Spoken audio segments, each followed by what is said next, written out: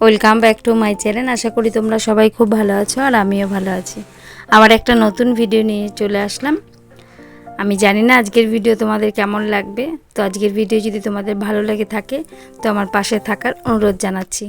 আর এই যে দেখো, প্রথমেই সকালে যেই কাজটা আমি প্রত্যেক দিন করি আর তোমাদেরও করতে বলি, সেই কাজটা করে ঠাকুর প্রণাম করে একটু বাইরে গেলাম। আর তারপরে চলে এসেছি আর একটা কাজ নিয়ে, সেটা হচ্ছে গরমকালের এই প্রয়োজন, এই কাজগুলো মাঝে মাঝেই।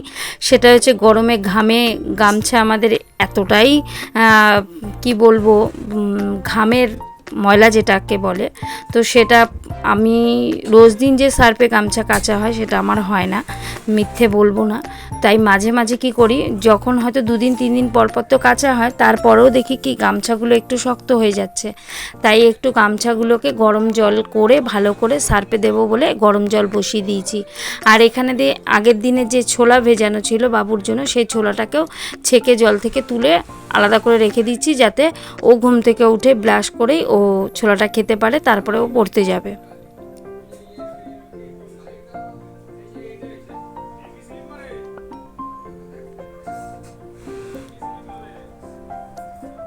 আর এই যে ব্যাগটা মিওমোরের একটা বড় প্লাস্টিক ছিল, তোমাদের দাদা এক জায়গায় প্রোগ্রামে গেছিলো, ওখান থেকে এই ব্যাগটায় করে বাকি জিনিসগুলো নিয়ে এসেছিলো। তো আমি এই ব্যাগটা ভেবেছি কি লন্ড্রি ব্যাগ।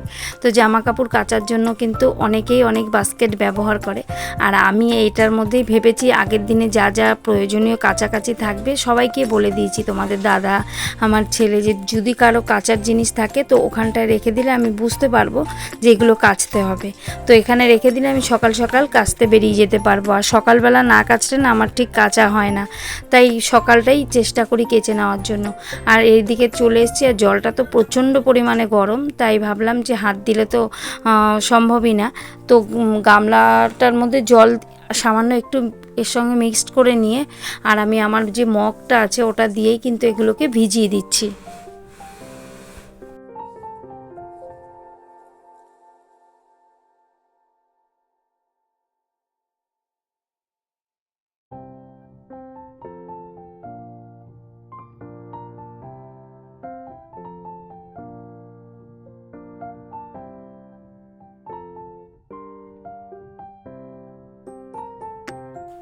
আমার সংসারে কিন্তু আমার ছেলেও অনেকটা হেল্প করে, আর তোমাদের দাদাও। তো প্রথমে দেখতেই পেলে যে আমি কাজ করছিলাম, বাসনটা মাজছিলাম, তোমাদের দাদা কী করলো, চালটা ভিজিয়ে দিল। আর বেশি করে মানে অনেকটা সময় যদি চালটা ভেজানো থাকে সেখানে কিন্তু ভাতগুলো খুব ভালো হয়। আর আমার বাসনগুলো মাজা হওয়ার পরে বাসনগুলো ঘরেও রাখতে চলে গেল, আর এখানে আমি একটু কেচে দিচ্ছি। আর গামছাটা তো আমাদের নিত্য প্রয়োজনীয় লাগবে, তো সেই কারণে আমার আরও বিশেষ করে কাচা। আর আমি যেহেতু রাস্তায় কাজ করি, তো সেখানে কিন্তু অনেক লোকই উঠে যায় ঘুম থেকে। আর যেহেতু এটা এখন গরমকাল, সবাই মোটামুটি একটু সকাল সকালে ওঠার চেষ্টা করে, চেষ্টা না মানে গরমই মানুষকে উঠিয়ে দেয়। তো সে কারণে আমার ছেলে দেখো সকালে পড়তে যাবে, তখন 7টা বাজেনি, ওর কিন্তু স্নান করা হয়ে গেছে। মানে ও প্রত্যেক দিনই কতবার যে স্নান করে তার কোনো মানে কি বলবো, আর গুন্তকের বাইরে ও এতবার স্নান করে। আর এদিকে দেখো আমি কাঁচাগুলো কেচে দিচ্ছিলাম, আর তোমাদের দাদাও একটু মেলে দিচ্ছিলো, আর আমিও মেরে দিলাম। আর তারপরে চলে এসেছি এখানে ঘরটা মুছে নিতে। তো জলের কাজ তো ভাবি বাইরের কাজটা যত তাড়াতাড়ি করা যায়, না হলে তো জল চলে গেলে বা কারেন্ট চলে গেলে কোনো কারণে, তাহলে আর আমার কাজ করা হবে না, ভীষণই সমস্যার মুখে পড়তে হবে। তো সে কারণে কাচাকাচিটা একটু করে নিলাম, বাসনটাও মেজে নিলাম, তারপরে চলে এসেছি ঘরটা মুছে নিতে। আর আজকে কি বলো তো, আমি তোমাদের সাথে শেয়ার করছি যে সকাল থেকে মানে রাত পর্যন্ত যে ঘরের সমস্ত কাজ, বাজার হাট সমস্তটাই একার হাতে কিভাবে আমি সামলে, প্লাস কারখানায় কাজ করি একটু সংসারে বা স্বামীর হেল্প করার জন্য। সেটা স্বামীর হেল্প বলবো না, কেননা সংসারটা তো দুটো মানুষেরই। তো আমি যদি বলি স্বামীর হেল্প করার জন্য, তো স্বামীও বলবে বউয়ের হেল্প করার জন্য, সেটা না, সংসারের হেল্প করার জন্য। সংসারে যাতে আমাদের ভালো মতো আমরা চলতে পারি, আমরা যে কজন সংসারে আছি প্রত্যেকে জানি ভালো থাকতে পারি। তো সে কারণে আমার পরিশ্রমটা আমি কিভাবে বা কতটা করি সেটাই তোমাদের সাথে শেয়ার করছি। সকাল থেকে রাত পর্যন্ত। আমি একা না, এই মধ্যে তোমাদের দাদাও সামিল আছে, ও কিন্তু অগাধ পরিশ্রম করে। আমরা প্রত্যেকেই যদি সংসারের জন্য বা কারোর জন্য কিছু করি না, তাহলে কিন্তু সেখানে কষ্টটা একটু কম হয়। যেহেতু সবাই তো করছি, একতরফা কোনো কিছুই কিন্তু ভালো থাকে না, আর সেটা চলতেও পারে না।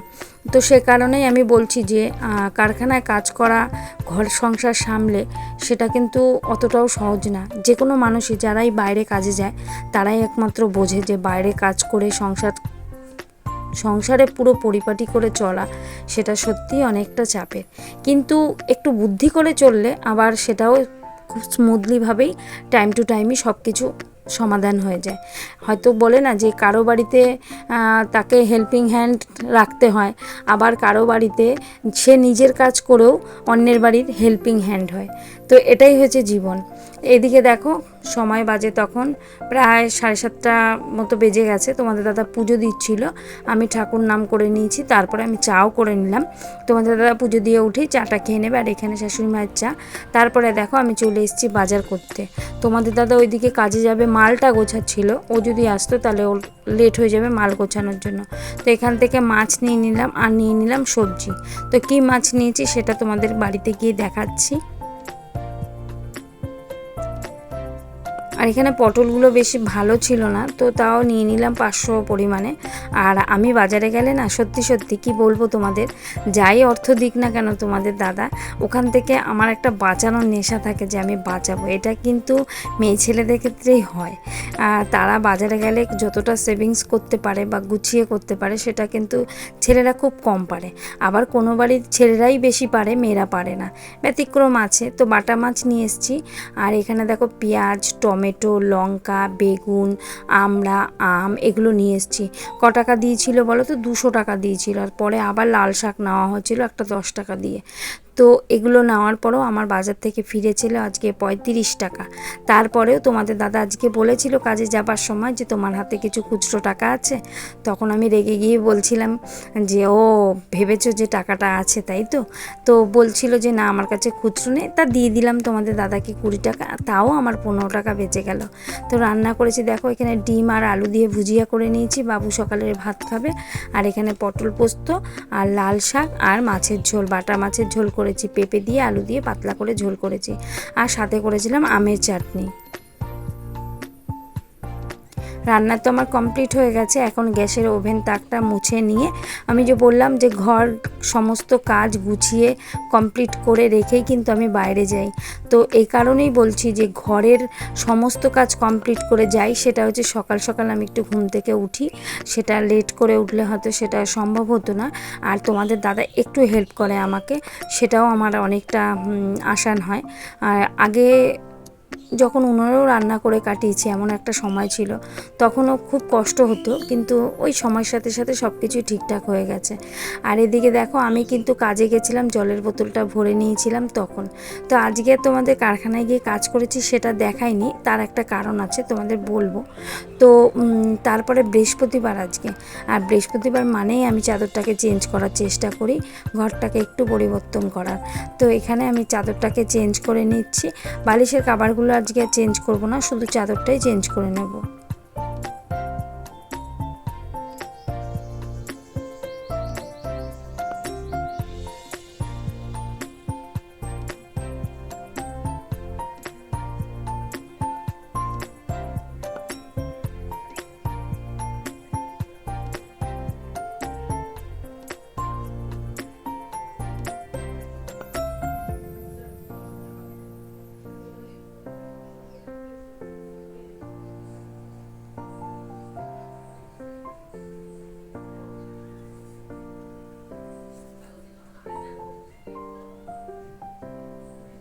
আর প্রচণ্ড পরিমাণে গরম, জানো তো আমার ঘরটা কি বলবো তোমাদের, মনে হচ্ছে কি আগুনের দলাটা আমার ঘরের ভেতরেই পড়ছে। আমার ঘরের অ্যাডবেস্টারের চাল তো, আর চালটা বিশেষ করে প্রচণ্ড নিচু, এটাই হচ্ছে বেশি কষ্টের কারণ। কিন্তু তারপরেও কী বা করবো বলো, এখন তো যেটা আছে সেটা নিয়ে থাকতে হবে। আর এই দেখো এদিকে আমার আজকে যে বিছানার চাদরটা তুললাম সেটা এখানে রেখে দিলাম। আর তারপরেও দেখলাম বাবু এই দুটো জিনিস রেখে দিয়েছে, তাই ভাবলাম এই দুটো জিনিস দুপুরে যখন স্নান করতে যাব তো সেটা সেটাও কেচে দেবো। আর আমি তারপরে কোনো ব্লগ তোমাদের সাথে শেয়ার করিনি, আর চলে এসেছি একেবারে রাতে। তো বিকেলবেলা আমি কাজে গেছিলাম, কাজ থেকে এসছি যখন এই মালগুলো করছি। এই মালগুলো কি বলো তো, এই মালগুলো যে আমি কাজগুলো করি, যে তোমাদের সাথে তো শেয়ার করা হয় যে গেঞ্জির যে টিকিটগুলো হয় পেছনে থাকে, সেই টিকিটগুলো আমি লাগাই। আর এই কাজগুলো আমি আগে করতাম জানো তো, ঘরে বসে। তো ঘরে বসেও কিছু উপার্জন করা যায়। এই কাজগুলো আমাদের এখানে সত্যি অনেকটা হেল্প হয়, যারা হাউস ওয়াইফ থাকে। বেশ কিছু টাকা এই দিয়ে উপার্জন করা যায়। ঘরে বসেও আমি এখানে ধরো 50 টাকা 100 টাকার কাজ দিব্যি করে নিতাম। আর এখন যে কাজটা করছি সেটা মানে এর থেকেও একটু ভালো, বেশি পয়সা আর্নিং হয়। তো সেই জন্য আমি ওই কাজটা বেছে নিয়েছি এখন। তো এখানে দেখো গেঞ্জির এই কাজটাকে বলে গেঞ্জির মেন্ডিং করা। তো আমাদের এই যে স্যান্ডো গেঞ্জি, এই কাজটা আমি করছি বাড়িতে এনে। কেন জানো তো, আমাদের কারখানা এখন প্রচণ্ড চাপ। তো এখানে দেখো আমার কমপ্লিট হয়ে গেছে মালগুলো। এখানে এক একটা বান্ডিলে 50 পিস করে মাল থাকে, 4 ডজন 2 পিস। তো 2টো স্লিপ আমার এখানে করা হয়ে গেছে। আমি মালগুলো এখন দিয়ে আসবো। এই মালগুলো দিয়ে চলে এসেছি। সকালে যে জামা কাপড়গুলো কেচেছিলাম, আর তারপরেও কিছু জামা কাপড় তো প্রত্যেক দিন থাকে, তো সেগুলো একটু গুছিয়ে নিচ্ছি।